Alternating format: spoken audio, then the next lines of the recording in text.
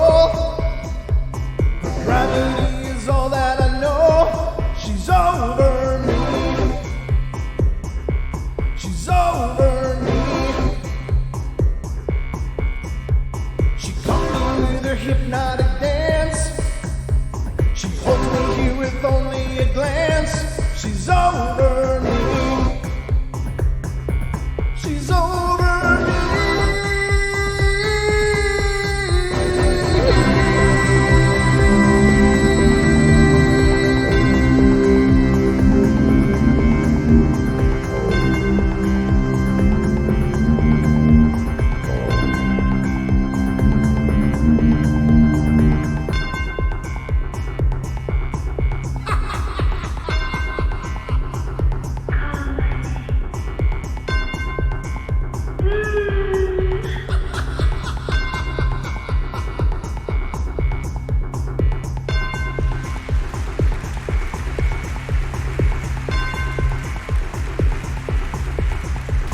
And welcome, ladies and gentlemen, to the Sunday edition of the Paranormal Portal Bedtime Stories from Beyond.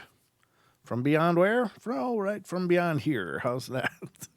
I hope you guys had a good weekend, have had a good weekend, are having a good weekend, and are ready for the week that will follow. I hope you guys adjusted to your clocks.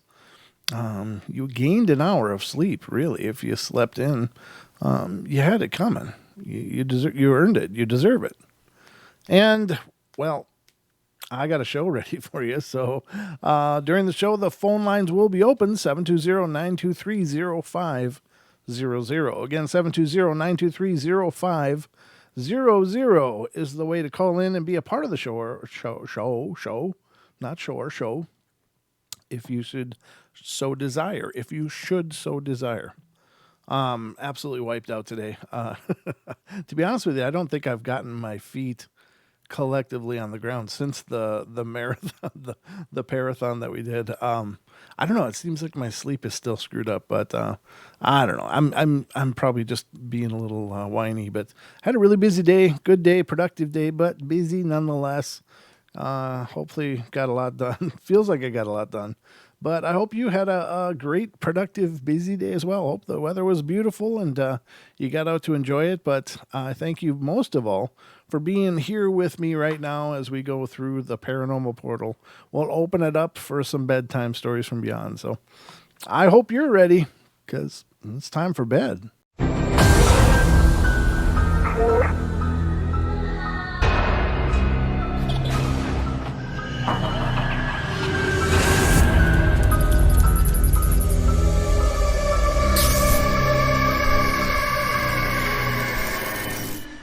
In this case, Suzanne, you're right. It worked for you. She thought she missed the show.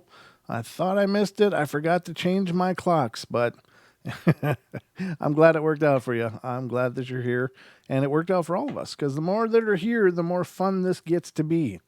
I just keep noticing the crowds growing bigger and bigger and bigger, and it's absolutely humbling and wonderful and amazing. And I thank you all for being here and being a part of this. It's just cool to see all these familiar faces. Crows, Cha-Cha Monster's got a bone to pick. I don't know if I want to get involved in all that. But welcome, everybody. I see a lot of people coming through the doors, and I hope I got a good show lined up for you. I certainly try always. Have you produced any movies? No, I haven't. Not at all.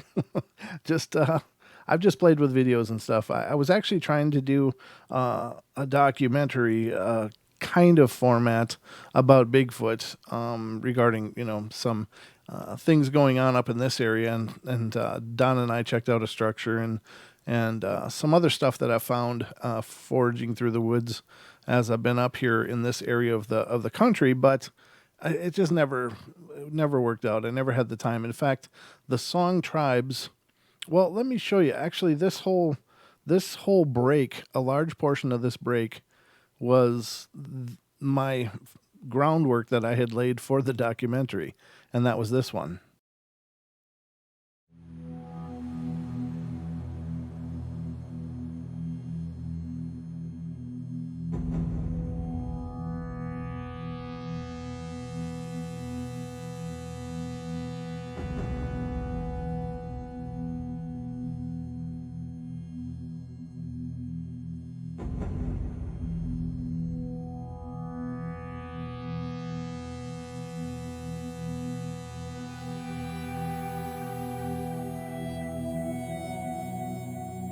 And many of you guys have seen that before, as I use it on the Friday, Saturday shows when we have to take commercial breaks due to being attached to the network. So that whole segments and those following segments with all that footage was part of the build that was going to become that pseudo documentary. It was going to be a feature set dealing with the investigation that we did and that structure that we found. It was really cool, but it just I never got it done. It never panned out.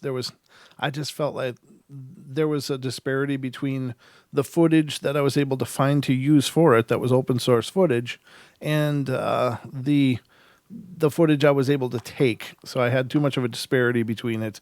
Having 1080p segment footage like that and trying to couple it with 720p footage, which is all I was able to capture, it just wasn't working out real well. I didn't like the end result. I felt it looked cheap and crappy, so I kind of scrapped the project. So it's something that I would still like to do, but no, I've never done it. That was a long, a long roundabout way of answering your question, Taz. But no, I've never done anything. But that was the build. What kind of structure? But actually, I can show you the pictures if you guys want.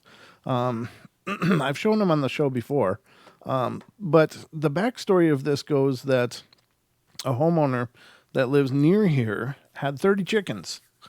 And the story gets really interesting and really bizarre. But they had 30 chickens. And over the as time went on, the number of chickens they had kept getting lower and lower and lower.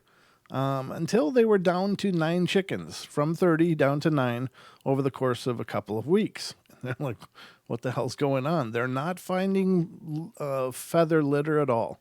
They're not finding any struggle marks at all. These chickens are just gone. They're not even being killed anywhere near the house that they can tell. So they apparently the homeowners were out in their backwoods looking for mushrooms, and they found this incredible structure, which I will pull up for you now in just a moment. In fact, that song "Tribes" was written for that documentary as well. That was going to be a part of it. But let me see. I got to get through my folders here, and I will show you the photos that we were able to capture. And I thought it was actually pretty respectable, all things considered. But it just never panned out. Again, the disparity between the quality of video, I felt wouldn't have done it justice, and so I canned that idea completely. But I do have a lot of the images here. Let me see. I think they're here. Yes, these are them. Okay. So let me make sure that I can see these. I hate when it does this, but I got to make it large icon so I can see what I'm looking at here. Okay. That's going to take a little bit of a while. Okay. Here. Yeah, I guess these are it. Okay. Here are some photos that we found in the area. Oh, shoot, it's probably going to go up in the back. Maybe it won't. Nope, it went into the right monitor, so I'll let this catch up with me. Now, here's the cool thing. This is, as we were investigating the area, we found this. And as you can see, here's the toe marks up here, and way down here is the heel marks. So, or right around here, I guess. So it's a huge footprint. These leaves are about 2.5 inches, so if that gives you an idea of the scale, this is probably a 17 or 18 inch print right here. It's a big one, very wide. You can see the toe impressions up here. Now, this was on an incline of about 45 degrees, so it was not castable. It was going on an uphill near where we found the structure, but we'll get to the pictures of the structure in just a second. But as I was, here's the interesting thing. I had taken these pictures when we were on location, and as I was just color balancing them a little bit to make sure that the color was nice and rich, I noticed in this big print, I noticed this little print. And this is like a little baby print here of what I assume could very well be a Bigfoot, or if Robin Moonshadow is right, it could be a little person. But this is altogether, and this was about a quarter mile away from the structure itself, heading away up the mountain behind these people's house. So I took a few pictures of a few of these pictures. Am I all zoomed out? Yeah, I am. I should be able to go. Yeah, I got a few versions of that picture. And then here are some of the pictures of the structures. I took this because now this is about the 8, 9, 10 foot range up here. So it's not like a big teepee structure at all. It's more like, I don't know, for lack of a better term, kind of like a dome structure, to be honest with you. But all of these ends of these branches are broken. There's not a cut end in here, and they are not small branches. They are about 2 inch in diameter or better, and they're all broken, very cleanly broken, as you can see. Like they're broken right next to the trunk. There's the tallest one. That's about at the 10 foot range, and this is about at 7.5, 8 feet here. So all of them now. They are huge trees like this all around. This one's a smaller one, but behind me to my right is a really huge version of this. And these are the branches that are stripped off of the tree that's standing just off screen over here, back to my rear right rather. So this is the top of it. Here is a distant of it. Now it's amazing they saw this at all. We got there about a week or so after they initially saw it. And this was during the fall of 2016, I think. I might be wrong about that. I'll have to look at the date on the images, but Don can tell you exactly when it was. But this is a sapling, about I don't know how much in diameter sapling, but a pretty robust little sapling. And it is bent over in an arch shape and provides support for this entire thing. Now on this is the back of the structure itself, and there's more pictures coming up where I move around but this is the trees here that are missing all those low branches that I believe became these. And if they had fallen from the tree, and including way up about 15, 20 or more feet up, they would have fallen with this point down. If it was just a natural fall, they would have fallen with the heavy point down, because the canopy, the branches as they spread out would grab air and create drag. So the heaviest part would be this part of the branches. But they are sticking straight up, so as you can tell, then the foliage of the branch is down low. And I don't know, it's just very wild. And as we move around the structure, you'll be able to see some rudimentary kind of weaving. And it's really kind of wild. It's almost like a basket weaving at work here, but a very primitive form of it. But there's, again, another view as I'm going around the edge of it. I'm about alongside of it now. Here's the bent over stuff. This is one of the trees that has all these branches broken off, which I believe became these. And as we keep going, again, same angle. There's Don reaching up. Don is reaching up to about the 7-foot mark here. And you can see how much taller this is. So I guess this is a 7-foot mark. I said before 7.5 or 8, but I guess it's about 7 feet on that part. Continuing on, this is the actual living tree. It's got 3 parts of it, but it is providing a living structure to the rest of this that was built around it. We brought Cindy Goodbrake, our friend who lives in the area, who is also a Bigfoot researcher, and she was very impressed by this. And again, there's close-ups of the branches. Again, not a cut one. Every one of them is snapped off. And you can see by looking at this wood, this is not aged wood. This is not rotten wood. When these were snapped, these were very much alive. This is a fresh break. So, continuing on, there's no children in the area that may, for whatever reason, be making forts. You can see all these blank spots on this tree where branches once grew, and there are none now. This is all stripped all the way up to there, and they became part of this structure. Moving alongside, you can see some of the weaving that has gone into making this. There's outs and ins, and it's like, I don't know, it's very surprisingly complex, even though at first glances it looks incredibly primitive. And it is primitive, but it is strong. Cindy, who is, she's short, but she's not a little waif. She climbed up in there and was bouncing on this thing, and it wasn't collapsing. It was very, very robust. And here's another another side of it to see how these branches are laying down. And these are more older, smaller, scrubby stuff that was filled in after the fact. But very cool stuff going on here. But when I get to the front entrance, you'll really see these are some other up high. All these branches were kind of interwoven too, even above the structure. Like it was, I don't know what was going on here. But you can see this is over and then under this one and then down. And all of these things were just kind of suspended up here. All these branches were kind of suspended within some of these branches growing off of the tree. Very, very bizarre. And there's another angle of all those different branches that are kind of woven into each other way up high. Very peculiar. And then again, yeah, here's the front entrance, what I thought was the front entrance. Look at this cross teepee kind of structure with the cross brace up above. And look at how it's under, over, under, and then out. And this one's under, and then over here, it's under, then it goes over. You can't really see it back here as well. But there's like a weaving pattern to this. But this very much resembles a very primitive dome-like structure.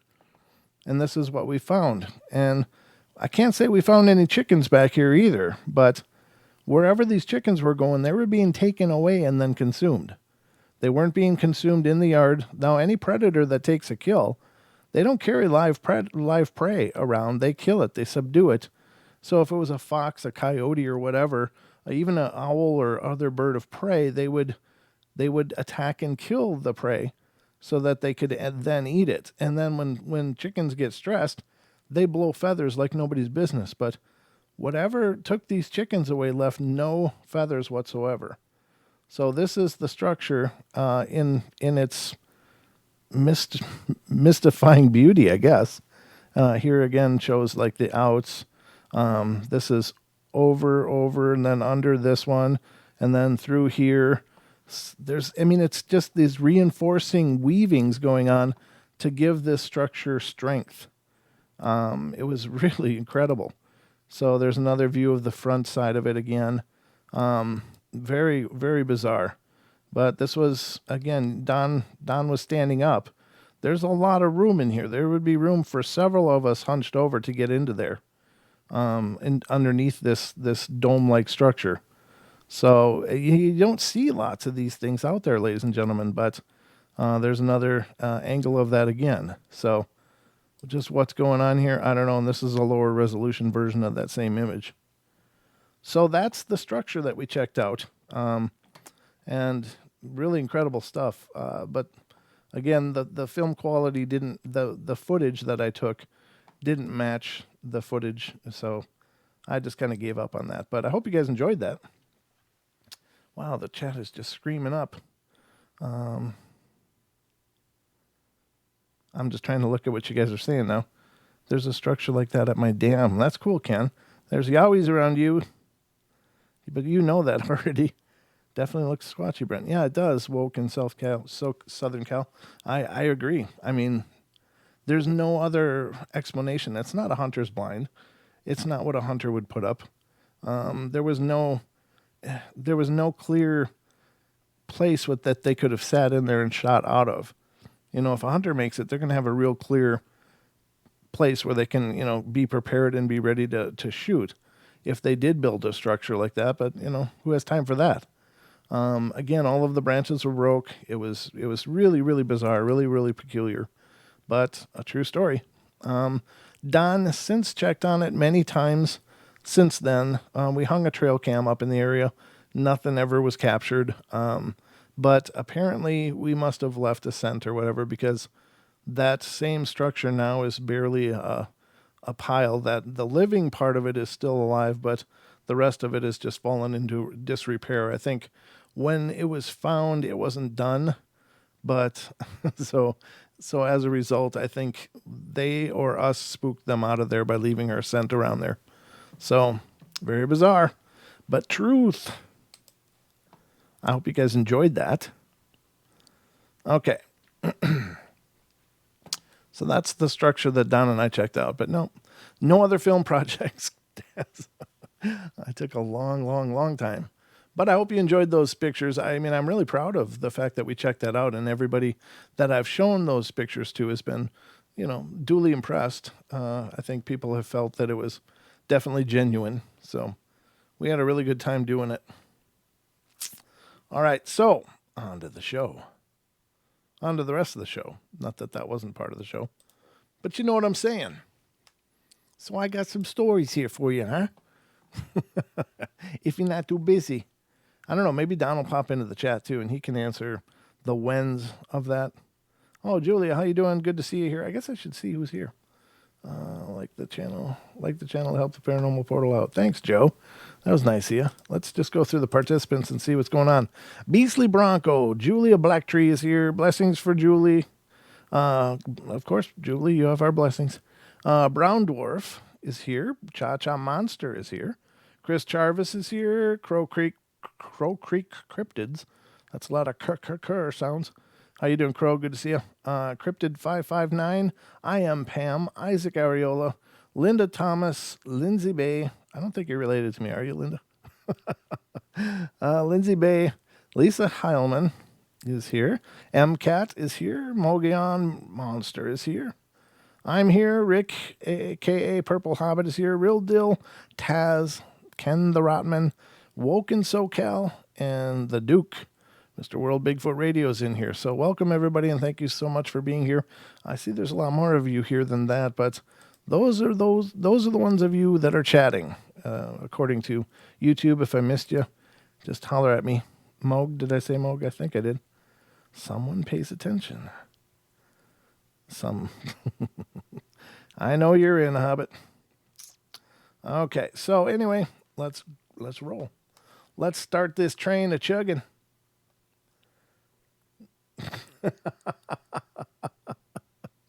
Don's oiling the beard with bacon grease again.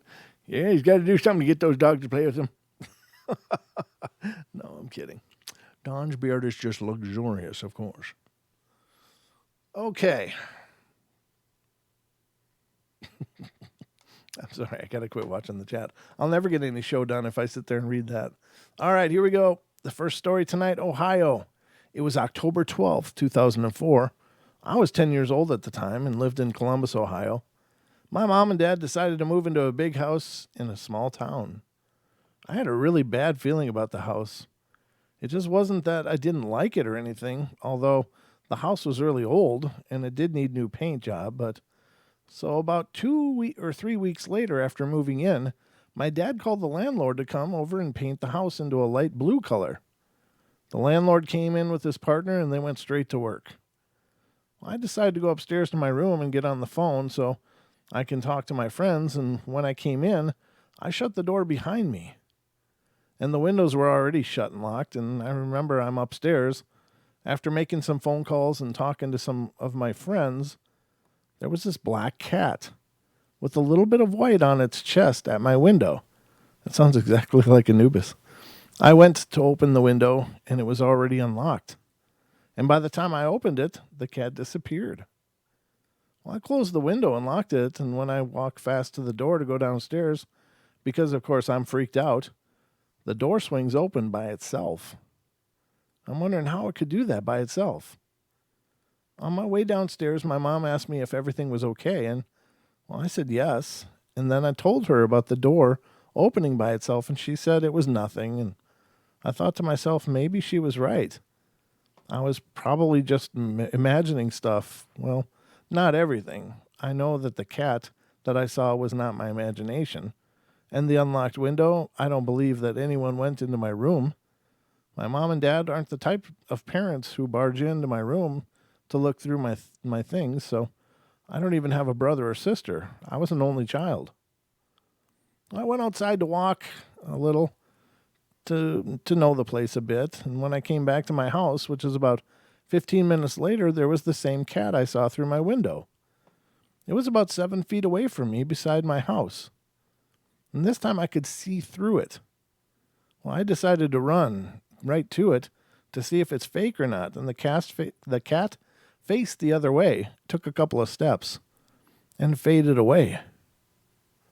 That was the last time I ever saw that cat again. I could still hear the cat once each month through my window. Well, I just ignored it, so I guess I just kind of got used to it. And that is the whole story. Interesting, I guess. Interesting. Some peculiar stuff going on there. Wouldn't you say? What in the hell's going on? Oh, there we are. There we are. Sorry, ladies and gentlemen. I'm absolutely wiped out today. All right, let's get this up. Got some more stories here. The next one's coming from Maryland. Maryland. I got to get a drink, sorry.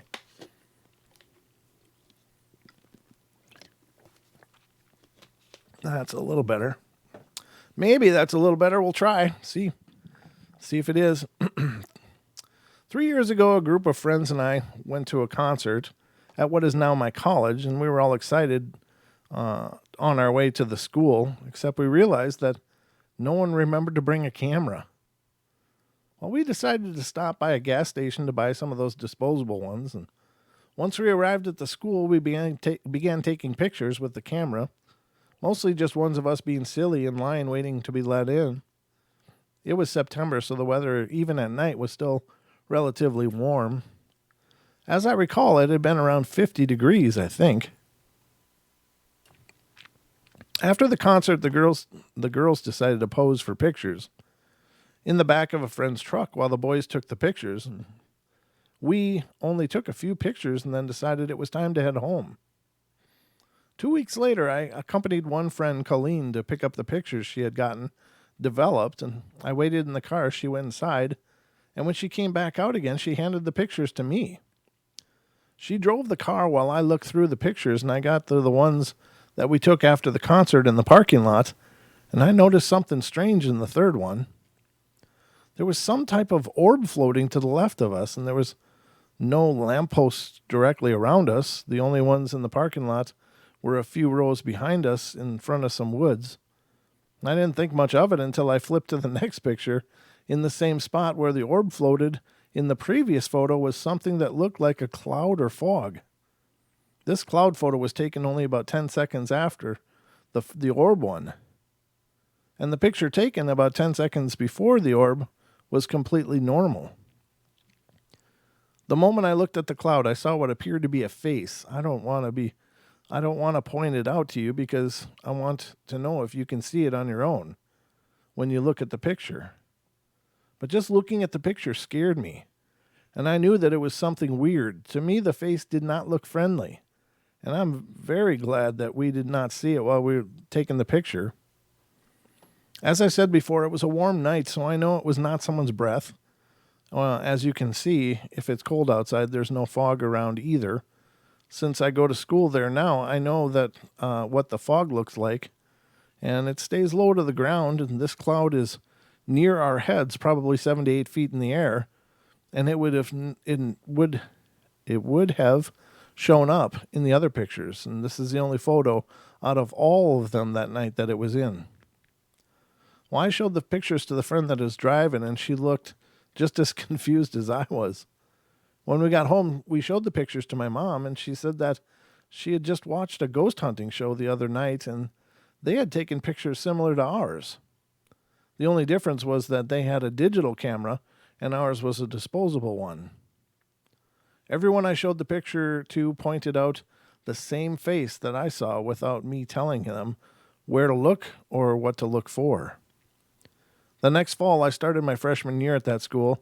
Around October or so, a friend and I decided to take a walk and explore some of the campus. We walked down to the parking lot where those pictures had been taken, so I decided to tell her about them, and she pointed out a path that led from the back row of the parking lot into the woods behind it. Neither of us knew where it led. Once we entered the woods, there was a stream with a bridge going over the top of it. And when we got about halfway over the bridge, I stopped in mid-step. Over the bridge and a little distance back in the woods, I could see a cemetery. Well, I refused to go any further because I got so freaked out. I remembered the face I saw in the cloud, ran off the bridge, and made my friend walk me back to my dorm. I'm not sure if whatever was in the picture was related to the cemetery, but my gut feeling on that bridge was to leave immediately. I haven't gone back there ever since.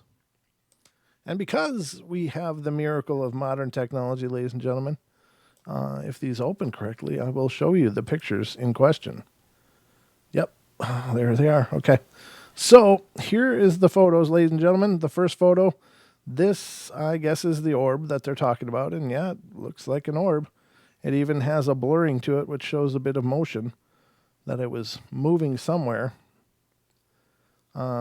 Yeah, those are kids in the night, and that looks like it could be an orb. Could be a lot of things, because it's not in focus. But anyway, next, here's the picture. Okay, not sure. I mean, I don't know if anybody's smoking cigarettes, if that could be it, or not. I don't know. The person doesn't mention anything about smoking, though, so it's hard to know, but that would be my next guess, is could somebody be smoking, and that's the exhale from somebody taking the pictures. I don't know. I mean, it could be supernatural. It could be, ghostly. I see that the orb is not there. Or was it here? Said about 10 seconds different. Yeah, this is that girl.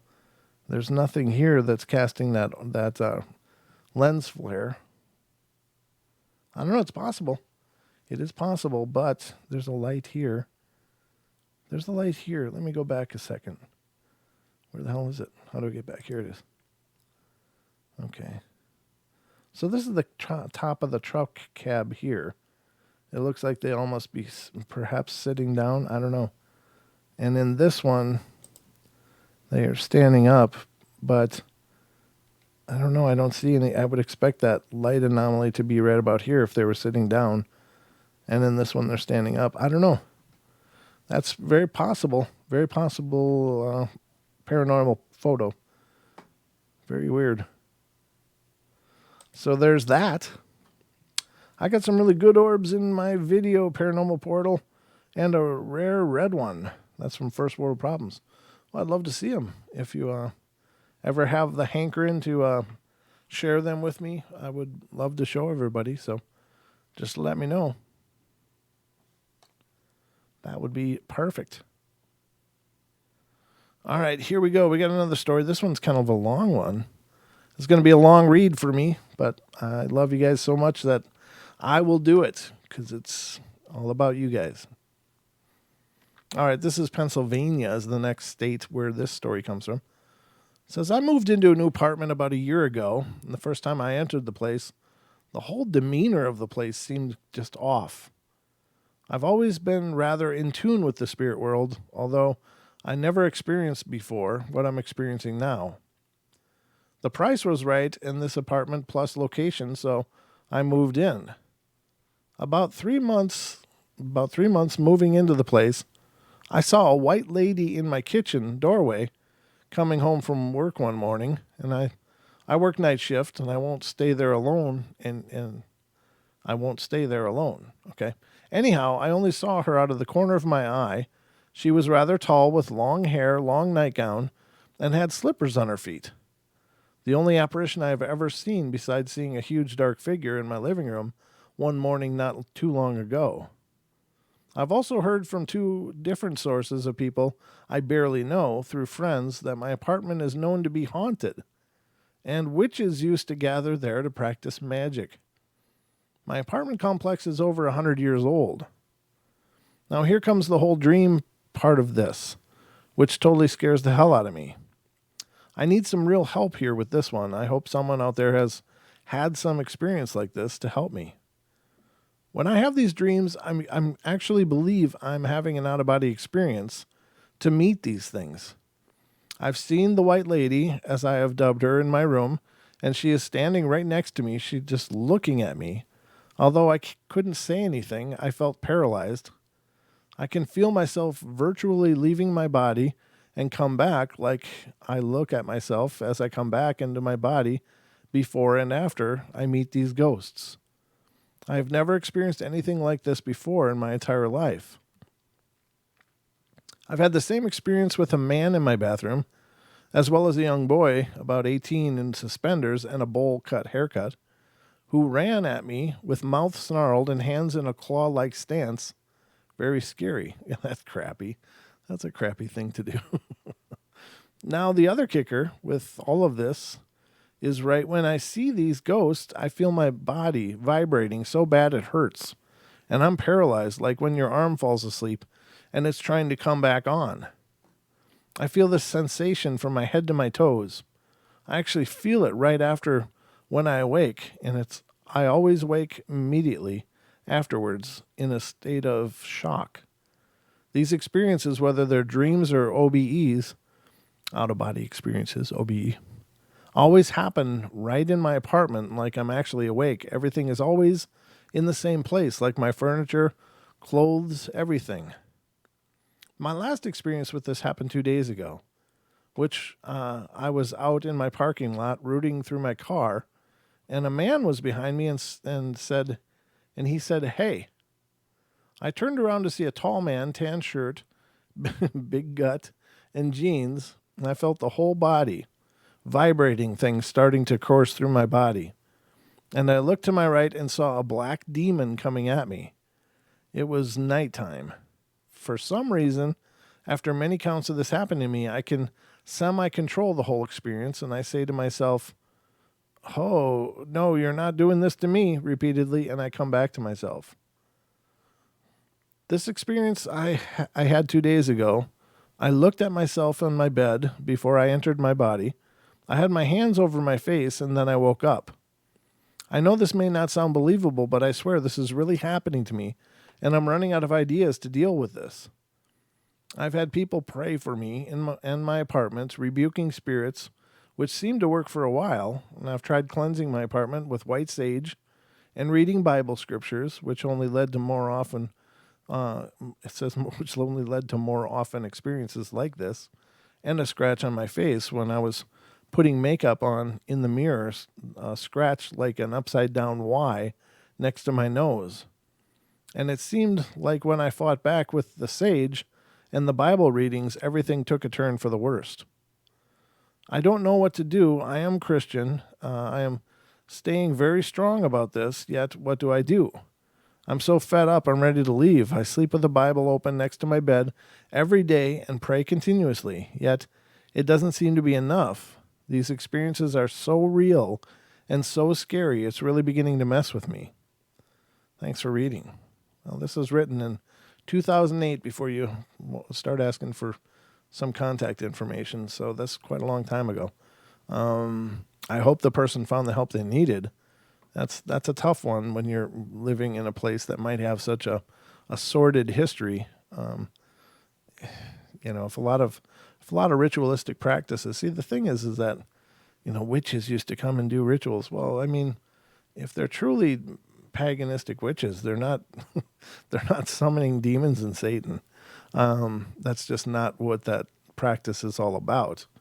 There are, of course, other religions that are less earthy and a lot more demony, but witches aren't one of them generally.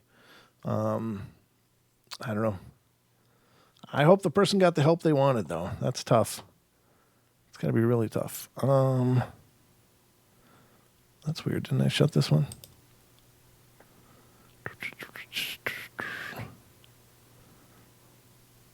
Yeah, I read that one too. Okay, I just got to remember to close things before I move on.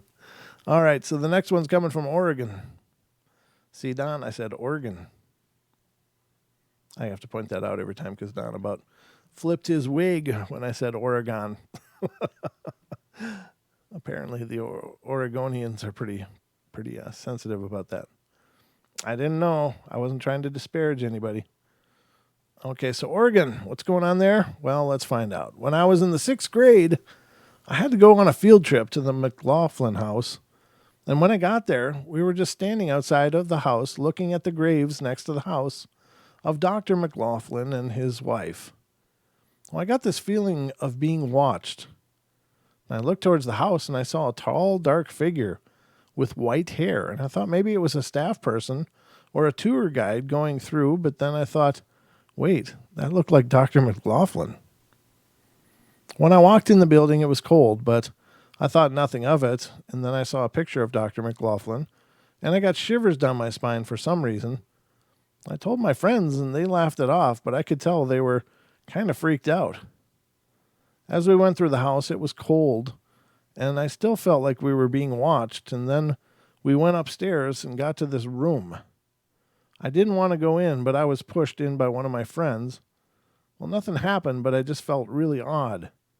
Maybe I was just paranoid or something, but about 20 minutes ago, I read a story of a girl who wanted to do ghost hunting in the McLaughlin house.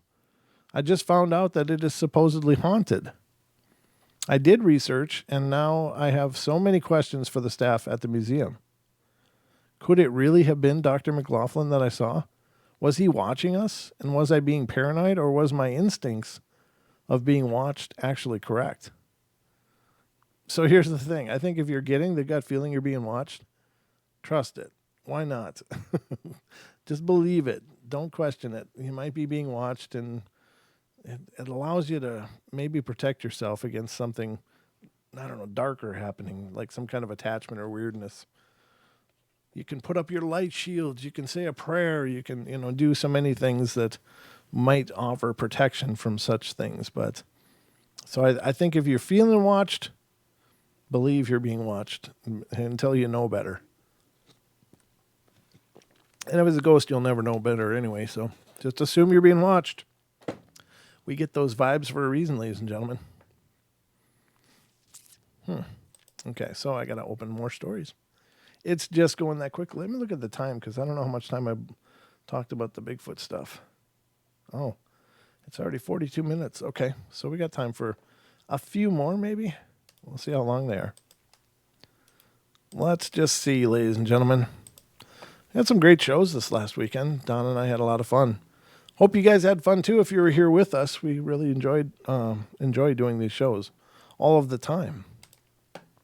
And tomorrow another podcast comes out. Tomorrow's podcast is going to be about ancient civilizations and some of that weirdness. And I learned a lot doing this show for tomorrow. I learned quite a bit about some other weirdness that I'd never heard of regarding ancient civilizations. These people were incredibly advanced. And they apparently performed feats that we still couldn't perform to this day, such as moving boulders that are like 20 tons. Oh, okay. Just got a message from someone that did a paranormal investigation at. I lost it. Where the hell did it go? It's over in the UK, but. I told him, let me know how it went. And so I see he's letting me know now. But I'll save that for another time. Like maybe Friday's show or something. We'll see. So, what the hell was I saying? It's gone. Right out of my head like that. So that happens. Yeah, it's just gone. I hate that though when it happens. It doesn't happen often that I just lose my train of thought completely, but it does happen. So this one's Utah. This one's a little lengthy. Oh, tomorrow's podcast. Thank you, whoever thought that and sent it to me psychically. Tomorrow's podcast is it's really cool. I was just amazed at these feats of technology that they apparently had, like the and a little bit of a teaser is like the Antikythera mechanism that was found device. It was way ahead of its time. There's whatever's going on there definitely demonstrates that these ancient cultures had a very developed understanding of not only the world around them, but the universe around them as well. And it's really bizarre. So I'll leave it there. But definitely tune in tomorrow and get that podcast. And let us know what you think. I had a lot of fun doing it. And again, like I said, I learned a lot doing it. Okay, so Utah. I came across this website recently, and I thought that I would share some experiences that occurred when we moved from Utah to Boise, Idaho. I transferred to my company's Salt Lake City office in June 2007, and we didn't know where we wanted to live yet, so we decided to temporarily rent a house located a couple of blocks from my in-laws' place in Roy, Utah. The neighborhood was the one in which my wife grew up, and she knew the homes and the people really well. The home that we rented was about 4 or 5 years old, built at the end of the cul-de-sac near the main road through Roy 1900 West. We were all excited to be back in Utah, and we weren't at all prepared for the events that would follow. The first night in the house, my wife and I were awakened by the sound of little feet bounding noisily down the hallway, and then down the stairs to the basement. I looked at the clock, and it wasn't even 5 a.m. yet. We have 3 young children, and I didn't put it past one of them to simply be excited to be in the new house and want to wake up early and watch the morning cartoons in the basement. Groggy and annoyed, I made my way downstairs, fully expecting to see SpongeBob SquarePants or something like that blaring on the television in the basement. And as I reached the TV room in the basement, however, all was dark and quiet. I was pretty surprised and confused, and thought maybe my kids saw me coming and sneaked back up to bed, afraid that they would get in trouble, though such sneaking was highly uncharacteristic of my kids. Well, I went back upstairs to check on each one of the kids, and all 3 of them were sound, and I mean sound, asleep and snoring away. Okay, I thought, either my kids are really good actors or something really creepy just happened. My wife and I talked about it, and she got pretty freaked out because she heard the footsteps as clearly as I did. I decided to put it out of my mind, and a few days later I was awake pretty early, getting ready for work, and I went into the bathroom with my clothes for the day to take a shower and get dressed, and hung my clothes next to my towel on the towel rack. And I draped my belt over the rack, and after I finished my shower, I opened the shower curtain to reach for my towel, and as I was reaching for it, the belt started swinging back and forth violently for about 15 seconds, and then it slowly stopped. I froze with shock. The belt was completely still. I reached for the towel, and then the belt just started swinging right in front of my eyes. I thought that I was losing my mind, and I checked the heater to see if it could have been the cause, but it was clear on the other side of the bathroom. I thought that maybe I'd bumped the towel and caused the belt to swing, but I had to be honest with myself. I really hadn't touched it. I was in the act of reaching for it, and I thought that maybe pulling back the shower curtain created a draft that caused the belt to swing, and I played with the curtain a few times, tried to get the belt to swing again, but it didn't even budge. At this point, I was pretty freaked out myself, and I decided not to tell my wife about the belt incident so as not to cause her more fear or panic. After these events, the house just had an unsettling feeling. I don't know if it was because I was just freaked out that there was really something else in the house with us. Those feelings seemed especially intense early in the morning before the sun came up. I would feel the most fear and dread when I went downstairs during those hours, even if the lights were on.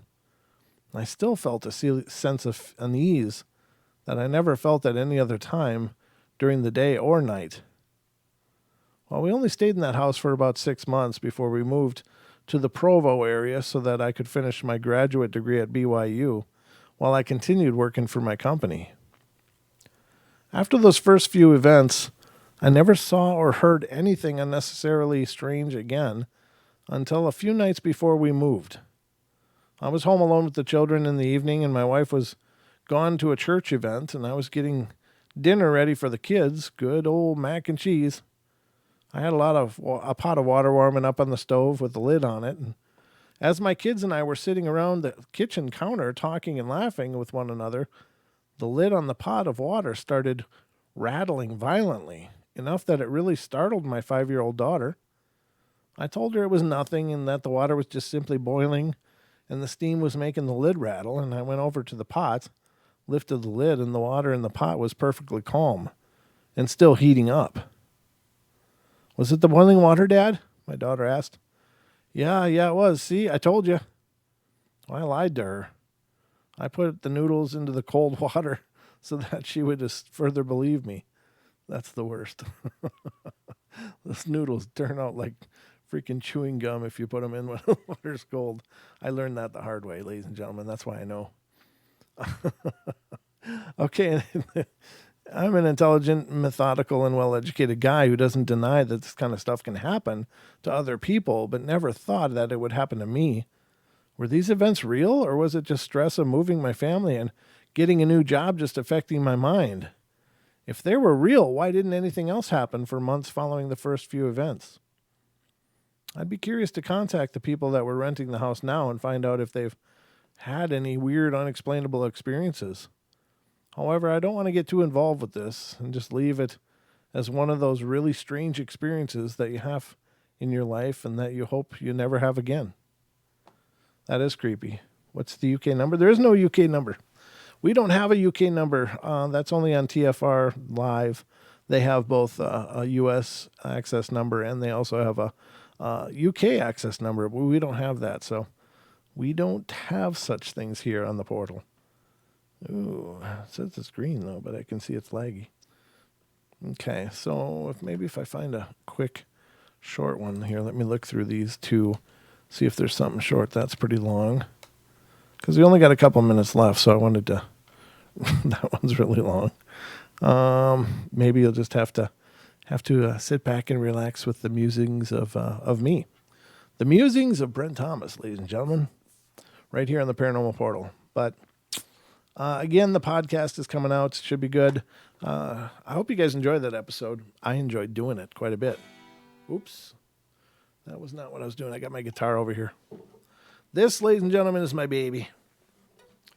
This is 1979 Guild acoustic 12-string. It just sounds beautiful. Listen to this. If I can do it, I'll try to do it. That sounded terrible, sorry. Isn't that tone? Isn't that wonderful? Oof, it just gives me chills. I do a lot of writing with that guitar. But that's just me burning up time. But yeah, I'm only the second person ever to own this guitar. I used to work with the first guy that owned it. And he, for some reason, wanted to sell it because he wanted an Ovation 12-string. And I was like, you're selling a 1979 Guild? And you don't even want to know what I paid for it. It was just a ridiculous cheap price. It was wonderful. Did have a little crack in the top, but I had a luthier fix it. It's beautiful. Not that you came to learn about my guitars, but that's one of them. I got others. But anyway, I guess, well, for lack of anything else to say, I guess that's going to be our show for today. I hope you enjoyed this. And from 1990, yeah, it is a real Guild. I actually own, Bob, I got the receipt from when he bought it. It's in the hard shell case over there. It's really cool. No, it's really a 1979 Guild. But it's just got the most beautiful sound. It's great. It's really great. I've never used it on a recording, though. I just use it to write. I just love the 12-string sound because it's so robust. Like, I love 6-string sound, too, don't get me wrong. But I actually play it a lot, too, to train my fingers up because it's a lot harder to play a 12-string than it is just a 6-string. You got to work your hands a lot more. So it helps to train them up. Thank you, Anxiety Talks. I appreciate that. You got a professional Takamine made in Japan. My other main guitar is my Fender Strat Plus with the lace sensor pickups. But I think I told you about that, Bob. I think I told you all about that. Yeah. Oh, well, what the hell? All right, I'll just play a little something on here so you can hear it. Hold on. I don't know if I can do it with the headphones on. But I just love this tone. I'll put the microphone down.